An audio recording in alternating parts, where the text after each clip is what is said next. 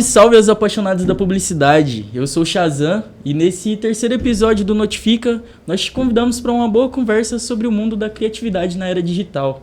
É isso mesmo, Shazam. Nosso Notifica hoje quer saber como a tecnologia, especialmente a inteligência artificial, está redefinindo aí o papel das tradicionais, famosas e importantes duplas de criação na nossa indústria. Eu sou Elisa e é um prazer receber as nossas convidadas hoje. Obrigada. Muito bem-vinda, Carolina Mello. Obrigada, um prazer estar aqui, voltando, né, à PUC. Muito bom, obrigada pelo convite, é uma honra também. Gente, a Carolina, ela é redatora publicitária, está formada pela PUC e atualmente ela é líder de conteúdo na Trinos e ela tem um currículo extenso, tá, gente? Desde 2013, ela já atuou criando para marcas como Governo de Goiás, CBN Goiânia, Cicobi, TV Anhanguera, Honda, Kia, Volkswagen, Toyota, o Grupo Saga, BRK Ambiental, Supermercado Bretas, Queensberry e muitos outros. E para compor essa dupla criativa, falando sobre a atuação da direção de arte, agradecemos a sua presença, Leandro Carvalho. Eu que agradeço, gente, o convite. Estou muito feliz de voltar aqui na PUC, como a Carol também disse. Me sinto muito honrada e muito obrigada. Isso. E eu vou tomar a liberdade para contar um pouquinho sobre a experiência da Leandra, antes da gente começar a conversa sobre os desafios da criatividade para as duplas de criação. Gente, a Leandra também foi formada na PUC Goiás, em Publicidade e Propaganda. É designer sênior pela Box Comunicação, com experiência em criação para grandes empresas, como a NovoMundo.com, Grupo Saga, e criou também para grandes marcas como a Jeep e a BMW. Isso mesmo. Convidadas incríveis hoje que estão aí no front, né, da revolução criativa.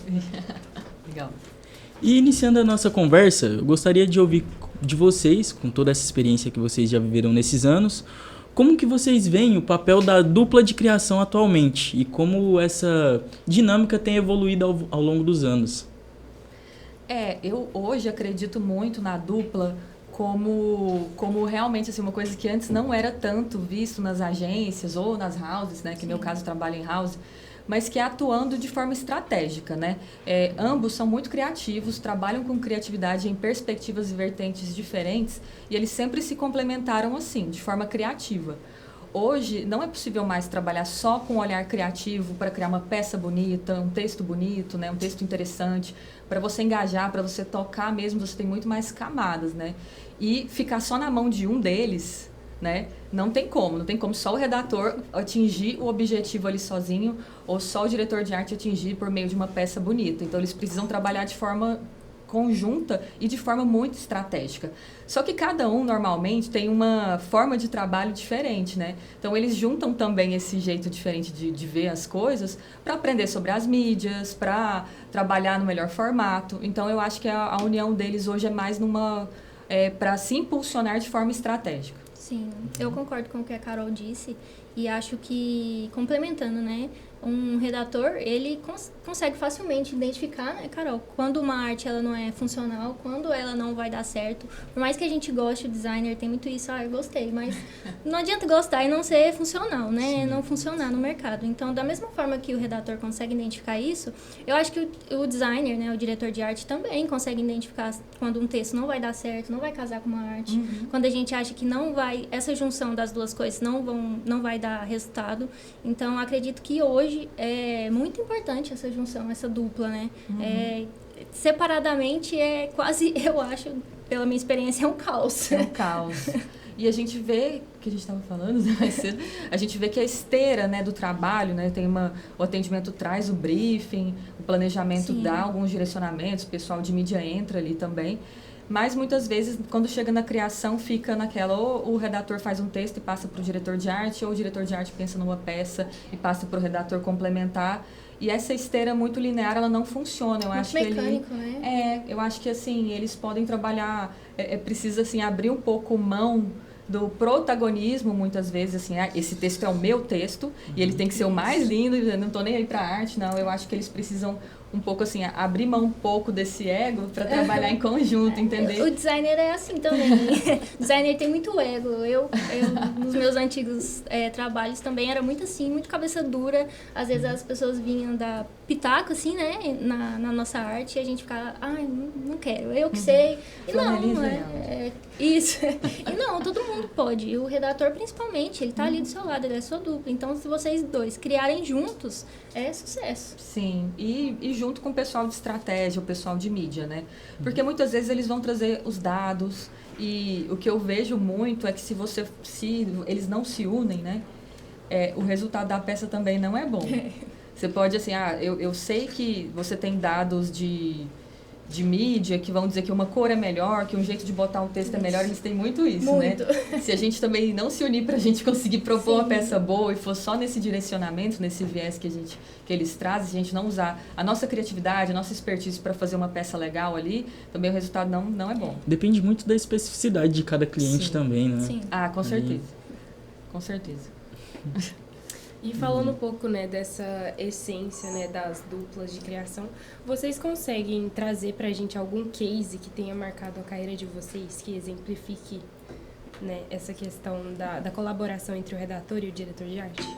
Sim, o meu foi o último recente que eu fiz com a CMO Construtora, né, que a Box atende, a CMO. Eu estava migrando de núcleo, eu estava na Novo Mundo e aí passei para a CMO porque vi uma oportunidade de mudança assim, de área, né? De cliente especificamente. E como eu já tinha esse certo gosto pelo imobiliário, pela arquitetura, foi uma forma assim, de me encontrar, né? E daí eu já peguei um primeiro job, que foi o novo lançamento que eles lançaram agora, o Residencial Flora Amazônia. E foi o primeiro desafio. E aí casa com a dupla, né? Porque já existia uma redatora lá que atendia a CMO há um tempo. E ela foi essencial, assim, no meu trabalho, porque ela já conhecia o cliente, né? E eu tava ali, perdida. Primeiro trabalho, eles vão gostar, não vai gostar, vai dar certo, vai vender, não vai. E acabou que ela me ajudou muito, assim, foi um complemento e tanto. E aí a gente criou essa marca juntas, do Flora Amazônia, toda a comunicação, peças, tudo. A gente criou nós duas juntas e foi o lançamento mês passado. E o Residencial foi vendido 100%, assim, no dia do lançamento e foi um sucesso, extremamente elogiado pelo pessoal da CMO, na Box também. Então, acho que foi o maior, assim, o melhor case de sucesso, assim, de toda a minha trajetória. Foi ótimo.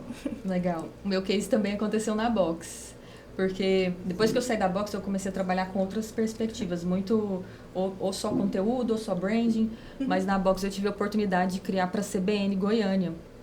E para mim foi um case de sucesso de dupla, porque o meu dupla era o Fernando Almeida, que também é ex-aluno, né? E ele manda muito bem, ele é um grande designer, assim, tenho certeza que ele ainda é falado na Box, assim. É o grande amigo da Vivi. Sim. O grande amigo da Viviane. Eu já ouvi falar muito bem dele. E ele estava, além de atuar, né, como designer, né, e diretor de arte, ele tinha acabado de migrar para uma parte mais estratégica. Então, ele trouxe um olhar estratégico do problema que a gente tinha para resolver muito mais aprofundado. E eu, na época, estava me aprofundando muito mais em conteúdo. E quando a gente pegou a CBN para fazer essa campanha, era uma época, inclusive, de política muito assim, né? A gente teve que ter essa questão. E a gente pôde criar manifesto, posicionamento, várias peças. A gente criou para rádio, lógico, né? Porque é uma rádio, né? A gente criou VT, a gente criou peça para rede social e tal. A gente criou até outdoor. E foi uma campanha, para mim, assim, uma das mais lindas que eu já fiz. E, para mim, foi um sucesso porque a gente se complementou muito.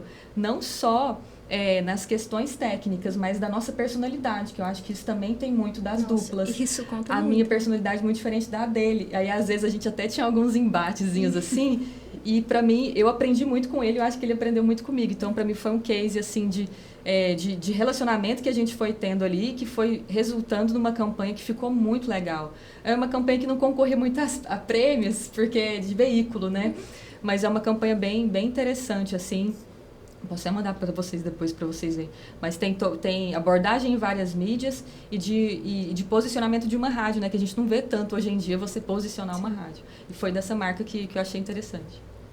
Legal. E avançando, pessoal, a gente gostaria de falar um pouco sobre a influência dos algoritmos e querendo saber de vocês como essa tecnologia tem sido uma ferramenta no processo criativo.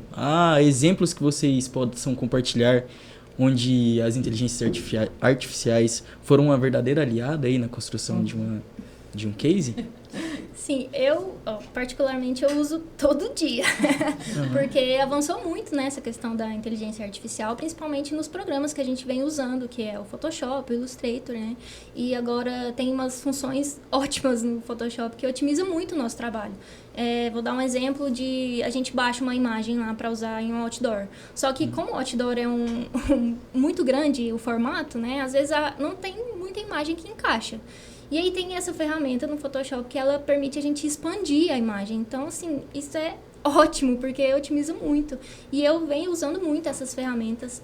Acho que é essencial a gente saber o limite também de como, que jeito, quando usar. E acho que é extremamente válido para essas situações rotineiras que a gente precisa ali de um tempo rápido para criar, a gente usar. Legal. Na perspectiva do texto, né, da redação publicitária, do copywriting, eu uso bastante também, né? Mas eu não uso tanto para criar do zero. Eu uso muito assim. Eu tenho um conteúdo para falar, né? Um texto de blog, um post, um roteiro. Então, eu dou alguns inputs para ele, para que ele me dê uma forma de falar aquilo de um jeito mais fácil. Então, hoje eu uso ela muito mais como uma tradutora, às vezes, de um assunto difícil, ou de me trazer outras formas de dizer aquilo, do que para criar do zero.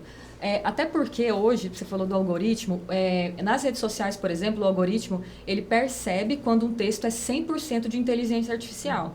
Então, para a redação, a inteligência artificial ela exige alguns cuidados a mais, né? E um deles é esse: se você faz lá uma legenda 100% com o ChatGPT ou com outra inteligência artificial, o algoritmo ele pode diminuir o seu alcance, porque ele percebe que aquilo é um conteúdo que talvez não é de valor, tem várias questões. O pessoal de mídia vai saber explicar melhor aquilo.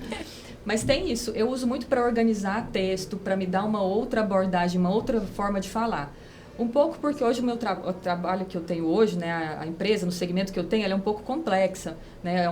É uma empresa do segmento de tecnologia, mercado financeiro, mercado imobiliário. Então, às vezes, você tem é difícil, às vezes, comunicar aquilo de um jeito mais simples. Então, eu coloco lá um pouco do que eu entendi, alguns textos e tal, para que ele me traga uma outra forma de ver. Então, eu acabo usando também bastante. Mas é preciso, quando fala da redação, a gente tem que tomar um pouquinho de cuidado. Tem um limite, né? Igual você falou que é muito fácil identificar. Muito fácil. Eu acho que é muito fácil identificar quando uma arte também é feita, né? Por uma inteligência artificial, Sim. Você consegue identificar de longe. E isso acaba, minha opinião, que eu acho que tira um pouco da humanização, né? Igual você falou, que a gente tem ali um olhar específico, um jeito de criar específico, e acaba que a inteligência artificial, quando é criada um todo, uma arte inteira por ela, a minha visão é que perde um pouco dessa humanização, né? E acaba que não entrega tanto resultado assim, a minha visão. Sim. Hoje de manhã eu estava conversando com um colega no treino, que é ilustrador, ele não é publicitário. E aí ele me disse que ele tinha feito uma ilustração, um rascunho, né, de ilustração para a agência fazer a peça, né? E ele disse que percebeu, quando eles devolveram para ele a peça pronta, o tanto que a inteligência artificial foi usada. Sim. Então, de longe estava bonito, mas quando se aproximava um pouquinho, dava pra ver. Ele falou, não, a mulher tinha duas cabeças, não sei o que, o pé da pessoa estava virado. Tem muito isso, a inteligência artificial ainda não é, né, 100%, assim, tem muitos erros, assim. Eu imagino o diretor de arte, ele tem que ter um olhar muito aguçado, porque o texto, todo mundo bate o olho lá, lê, agora o olhar da arte, a leitura da arte, ela exige ser mais aguçado ainda para você identificar. E às vezes o pessoal pensa que acaba não vendo, né, por exemplo, no outdoor que está ali longe, que você não vê, mas o olhar de quem cria, né, de quem tá ali, consegue ver de longe. Vai direto. Direto. E você, Carolina, você falou da questão dos ilustradores. É uma coisa que eu vejo muito nas minhas redes sociais, particularmente. Eu acompanho muitos ilustradores, né? E eles sempre estão falando sobre isso. E sempre traz essa discussão, né? Então, a pergunta que não quer calar é: se vocês acham que existe alguma chance da tecnologia, né, principalmente a inteligência artificial, substituir os criativos, né? E qual que é a visão de vocês sobre o futuro da nossa profissão, no geral, em relação a essas novas tecnologias, né, essas inovações? Sempre que surge uma tecnologia nova, os profissionais relacionados a ela ficam com essa incerteza do futuro. Isso Medo, é bem né? comum, sempre que surge. Mas o que a gente sempre vê os especialistas dizendo é que é substituído pela tecnologia quem não se adapta. E quem não usa ela como ferramenta. Então, é igual a gente está falando que a gente usa, né? A gente já usa como ferramenta para facilitar nosso trabalho, né? Para tornar mais simples algumas coisas ali no dia a dia. Eu acho que hoje eu vejo esse como caminho. Por um lado, eu acho que a inteligência artificial ela ajuda a gente a simplificar algumas coisas, resolver algumas coisas de uma forma mais rápida, para que a gente possa ser mais criativo e mais estratégico. Por outro lado, e esse é o valor que eu vejo do publicitário hoje, seja redator, diretor de arte, mídia, qualquer coisa. Tarefas que são muito manuais, que são muito executivas, ali uma coisa que você consegue, às vezes tomava muito tempo, acho que no varejo tem muito disso, às vezes algo que toma muito tempo para você organizar aquele texto. Se ela te ajuda, você tem mais tempo para ser mais criativo, mais inteligente, mais estratégico. Sim, exatamente. E complementando o que você falou, Carol, acho que a gente tem que usar essas ferramentas, né, para ajudar a gente e procurar um meio de se destacar usando elas, né? Acho que é de extrema importância, porque não adianta você estar ali usando, só que muitas pessoas estão usando, todo mundo está usando, e eu acho que vai só evoluir ainda mais, né? Porque todo dia, se você for pesquisar, aparece uma evolução diferente da inteligência artificial. E acho que é bom a gente se adaptar a isso e buscar se destacar, como eu falei. Sim. Eu acho que tem uma responsabilidade que a gente tem que ter também. Acho que a gente que está diretamente envolvido, né? A dupla é se unir, né? Para ter essa responsabilidade também. De não usar de forma equivocada, usar de qualquer jeito, abusada. Esse cuidado do texto, né? Da pessoa joga lá e faz de qualquer jeito. A gente tem que usar com responsabilidade. Sim. Até pela questão dos inputs ali, é necessário ter muitas referências, né? Para você conseguir desenvolver ali. Já puxando um gancho dessa pergunta, eu gostaria de saber de vocês, se existem alguns nomes, se... O que inspira vocês, o que acende a chama criativa no coração de vocês nessa área aí de criação? Gostaria de saber. Primeiro? Pode ser. Eu acompanho muitas referências, assim, acho que é essencial a gente estar criando e tendo ali várias referências. E eu quero indicar 2 pessoas que eu ultimamente estou consumindo muito para buscar referências e como conteúdo de designer também, porque eu vejo que tem muito designer aí na internet aproveitando e criando seu próprio conteúdo, ajudando os designers, principalmente esses que estão saindo da faculdade, que não sabem o que fazer, né? Que você fica com essa dúvida, o que eu vou fazer agora? E eu vou citar uma que é a Ari Segato, o arroba dela, Ari Segato. Ela é uma designer que faz um conteúdo muito bom na internet. Ela tem vários quadros que ela dá dicas de sites para você buscar referências, dicas de plataforma que otimiza esses processos, igual eu falei, site para você buscar fonte. E também o Lebassis, que é um artista muito foda, assim, da cena. Ele é especialista em tipografia. E agora, como eu tô no ramo do imobiliário, muito forte essa área da tipografia. Principalmente quando você vai criar uma marca, assim, para um residencial. Eu indico ele já foi Forbes Under 30 e ele é muito foda. Indico vocês acompanharem. E também uma ferramenta, assim, que tá no nosso dia a dia, que eu acho que as pessoas esquecem, que é o Pinterest. Eu pesquiso muita referência no Pinterest. Acho que lá tem muito conteúdo bom. Se você souber pesquisar o que você quer, ali tem muito. Você vai entrando, você clica numa arte, tem 1 milhão de possibilidades daquele mesmo estilo, clique e dali você fica o dia inteiro só estudando referência e buscando referência, e eu tô usando muito ultimamente. Essas minhas dicas. Legal. Depois eu quero pegar. Pra mim, assim, eu lá no começo da faculdade, quando eu percebi que eu queria ser redatora, o meu redator muso, ele é chamado de muso na internet, o Serenino vai adorar saber que eu lembro dele, que é o Mohallen. Para mim é o maior redator da história do Brasil, assim. Ele é muito incrível. Ele fez as campanhas das Havaianas, por exemplo, as clássicas. Então, uma referência mais antiga é o Mohallen. Para mim, é a maior referência de redação. Inclusive, depois de um tempo, ele foi escrever roteiro para um programa tipo Porta dos Fundos e tal. Tinha muita relação, assim. Então, para mim, foi um grande exemplo de texto, né? De ser super criativo. E, embora não esteja tão em alta hoje em dia falar, né, desses redatores mais dessa outra geração, acho que ele continua sendo um exemplo, né? Internacional, inclusive, né? Global. Uma profissional que eu gosto muito, sempre gostei, eu sempre gostei de acompanhar porque ela traz um outro arquétipo do redator publicitário, que é a Marina Hertal. A Marina Hertal ela é uma redatora que ganhou o Aprendiz lá atrás, então ela tem uma outra perspectiva. Então ela sempre foi redatora, trabalhava em agência, mas ela é de um universo mais corporativo, digamos assim, então de estratégia, né, de negócio e tal. Então eu gosto muito dessa vertente. Eu acho que também é aquela coisa abordagens que a gente tem dentro das nossas profissões, né? Então ela é uma outra pessoa assim que eu acho muito inspiradora. Eu gosto dela assim, das coisas que ela cria. E ela tem vários cursos até de copy, curso de oratória. Eu gosto dessa profissional. Ela é da geração da Maite Carvalho, que tem até, tipo, dá aula na USP, em outros lugares. E uma rede que eu gosto muito, eu sempre indico também, é Copify, porque eles têm cursos de copywriting e eu vejo que eles ainda resgatam algumas coisas da publicidade antiga para dizer assim, cara, o copy, redação, a origem dela é o texto, né? Os gatilhos, a persuasão, tudo isso do texto, ele tem toda uma história, né? Não surgiu hoje com os produtos digitais, né? Então eu gosto sempre de falar disso.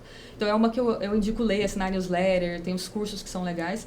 E eles hoje estão falando muito, muito, muito, para mim, de todos os cursos que eu vejo, de inteligência artificial aplicada à redação, a copyright. Então o Copify é um que eu gosto bastante. São as 3 referências que eu gosto de indicar. Legal. E qual dica vocês dão para a dupla de criação ali, quando elas têm referências muito distantes entre si ali? Como lidar com isso? Pode falar. Posso falar?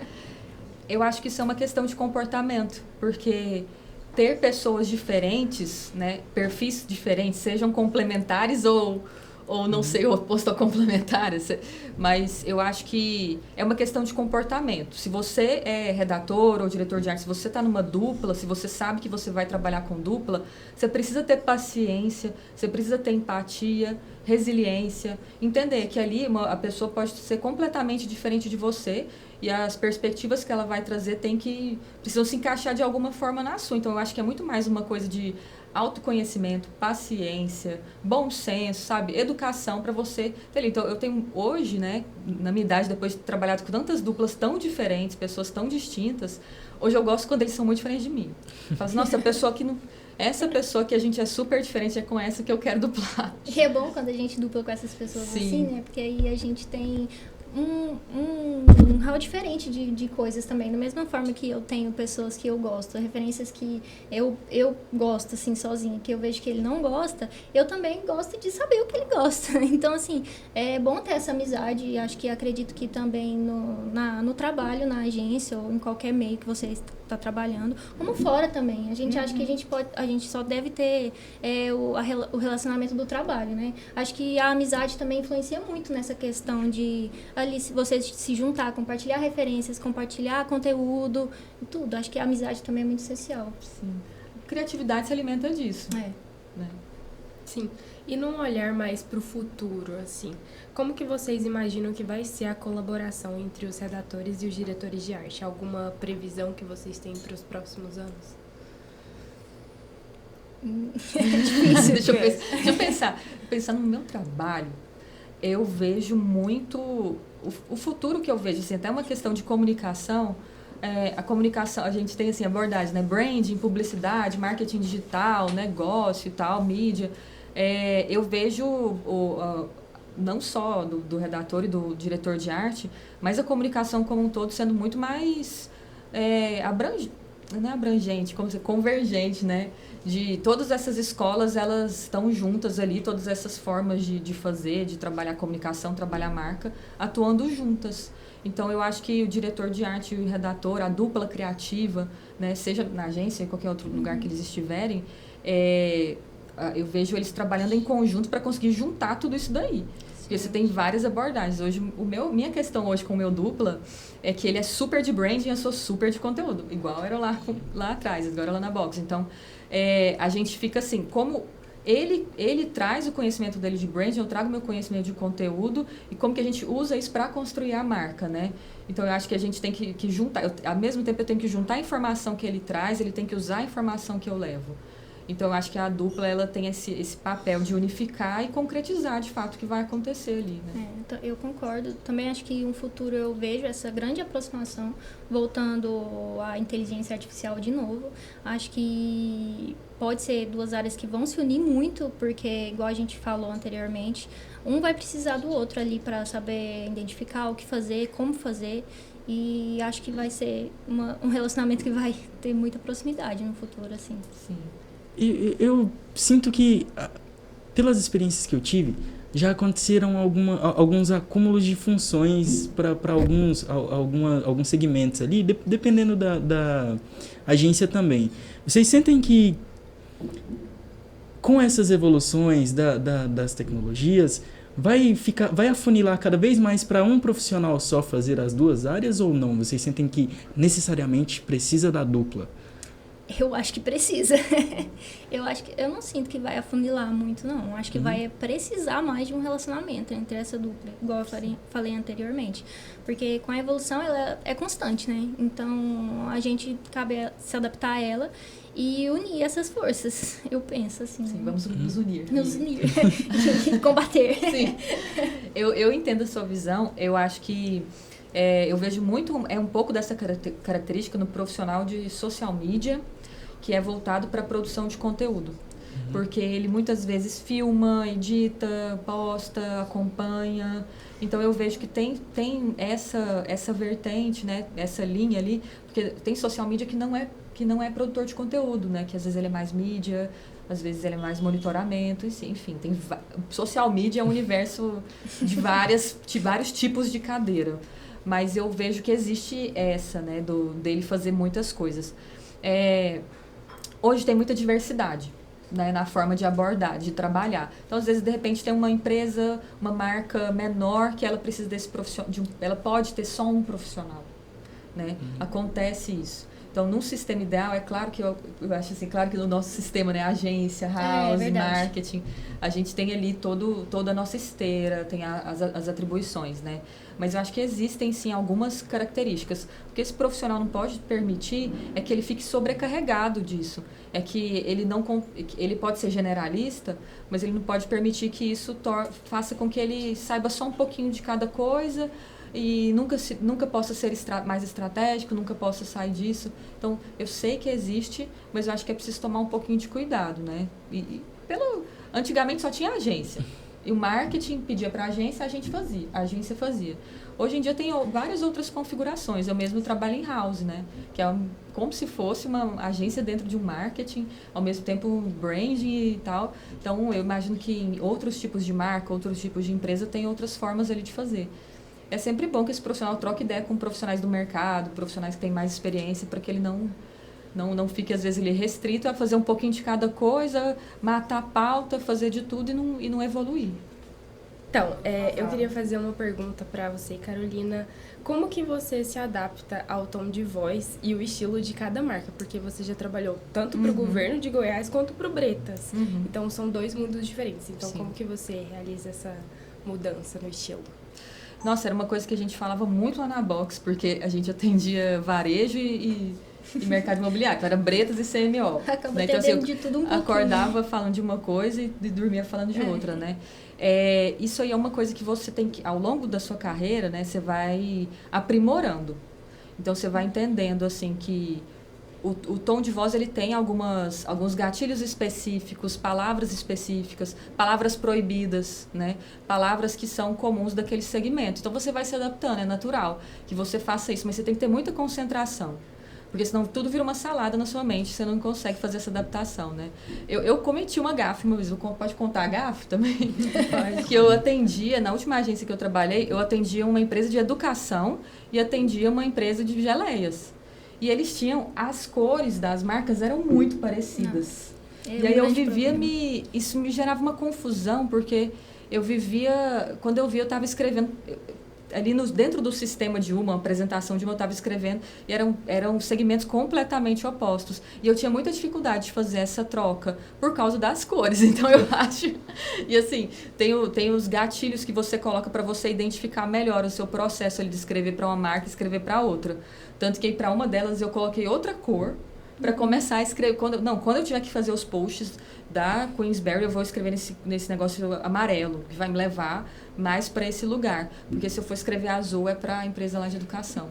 Então, eu criei um gatilho. Eu sei que não é um exemplo tão comum, mas era uma forma que eu criei de conseguir fazer essa virada, porque é muito visual, né? Publicidade é muito visual, não é só palavra, né? Então, assim, eu criei uma coisa de design para conseguir mudar a minha cabeça e escrever melhor para aquela marca. Foi uma coisa que eu consegui fazer ali. Foi um ótimo meio, porque a gente também, né? eu também na minha área sou desse jeito. A gente acaba trabalhando com muitos empreendimentos, né, no caso da CMO, que acaba que cor limita, né? Exato. A gente tem uma limitação. Então, vai ter empreendimento que tem a mesma cor que o outro.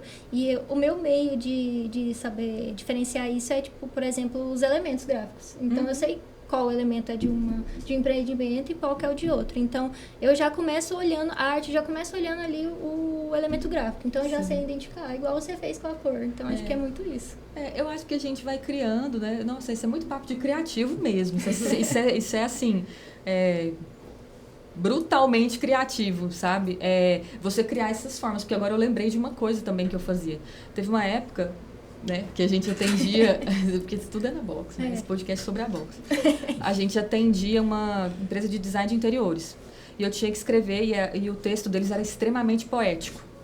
E aí, toda vez que eu ia escrever para eles, eu botava uma música, e eu sou metaleira, né? Escuto só uma coisa muito pesada. Aí, toda vez que eu ia escrever para eles, eu mudava a música, eu botava uma música tipo jazz, um negócio chique. Porque aí eu sentia assim, não, eu tô escrevendo aqui, tô me imaginando lá na loja escrevendo. Dá uma inspiração. Exato, eu botava uma música que eu considerava chique e que tinha a ver com aquilo pra eu escrever. Também, né? Então a gente vai criando essas coisas assim de... Nossa, a gente, de repente, isso é muito... Por isso que eu falei no começo, isso é bem cabeça de criativo, né? A gente cria esses meios meio alternativos de mudar o tom de voz. Sim, e a gente tá chegando ao fim, né, do nosso episódio, e a cada episódio a gente pede uma dica para as nossas convidadas. Esse é o nosso momento notificação. Então, tem alguma coisa que vocês queiram compartilhar com a gente? Uma dica? A minha dica para as pessoas que querem seguir essa área de design, né, de direção de arte, é sempre estar atualizando o portfólio. Acho que é o essencial, porque principalmente no Behance, eu não sei se todo mundo conhece, mas é a área geral, assim, de portfólio, que a galera publica ali e tem visibilidade para o mundo inteiro. Então, manter sempre atualizado. E se você está na faculdade ainda, não tem um portfólio, vai criar um projeto fictício. Eu fazia muito isso na época da faculdade, criava arte fictícia. Até hoje, inclusive, eu faço isso para praticar, né? E minha dica é essa, manter sempre o portfólio atualizado, usar dos meios mesmo, o Instagram, posta, vai atrás, buscar ser visto, né? Acho que é a minha principal dica. A minha dica, ela é um pouco relacionada a conteúdo, né? Que, sabe aquela coisa, a gente fala assim, que é uma pessoa que tem conteúdo, né? Uma pessoa que sabe muitas coisas. No dia a dia, a gente trabalha com várias marcas diferentes, né? Dificilmente você vai estar ali, igual eu estou hoje, atuando só num segmento, né? Então, às vezes você vai estar trabalhando com marcas muito distintas. Então, a minha dica é assim, aproveitar cada job, cada trabalho para aprender sobre aquele segmento. Porque isso vai te ajudar a criar conteúdo, a escrever para ele. Então, se eu estou criando para uma construtora, né, para o segmento imobiliário, lê sobre isso, busca os portais, né? Igual a gente tem meio mensagem, que ainda é bom meio mensagem, tá, gente? Não é tão antigo assim. A gente tem os nossos canais de comunicação, a gente estuda sobre comunicação e marketing, né?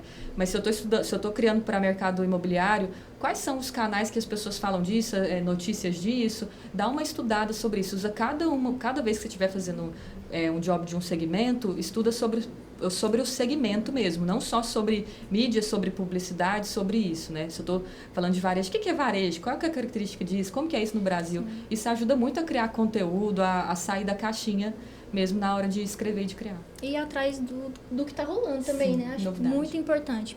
Ir atrás de novidade, do que o mundo da criação tá fazendo, o que está em destaque, como que as marcas estão usando isso, acho que é muito importante também. Tá sempre atualizado.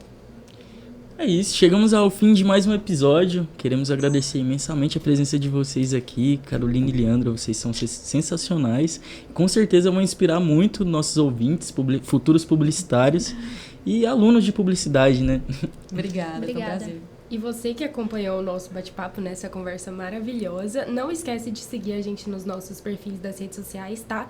O Instagram Publicidade por Goiás e o nosso canal do YouTube e no Spotify para você não perder nenhum episódio.